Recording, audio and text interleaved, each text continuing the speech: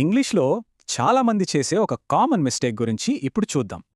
English నేర్చుకునే వాళ్లలో చాలామంది ఈ తప్పు చేస్తూ ఉంటారు.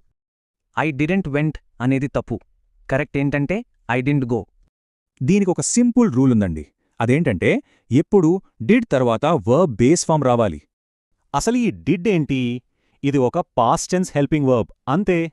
ఇక్కడ అసలు విషయమేంటంటే డిడ్లోనే పాస్ట్ టెన్స్ ఉంది, సో మళ్ళీ వర్బ్ మార్చక్కర్లేదు.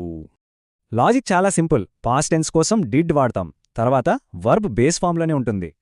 అంటే డిడెంట్ పక్కన వెంట్ అని వాడకూడదు, అలాగే ఏట్ అని కూడా వాడకూడదు. ఎప్పుడూ బేస్ ఫామ్ మాత్రమే వాడాలి, కేం కాదు కమ్ అని. సరే, ఇప్పుడు వేరువేరు వాక్యాల్లో ఇది ఎలా పనిచేస్తుందో ఒకసారి చూద్దాం. ప్రశ్నలు అడిగేటప్పుడు కూడా అంతే, సేమ్ రూల్ వర్తిస్తుంది. గమనించండి, వెంట్ అనేది ప్రశ్నలో నెగిటివ్లో గోగా ఎలా మారిందో. ఓకే, ఇప్పుడు కొంచెం ప్రాక్టీస్ చేద్దాం. ఈ వాక్యాన్ని నాతో పాటు చెప్పండి. I didn't go. ఇది గుర్తుపెట్టుకోవడానికి ఒక చిన్న ట్రిక్.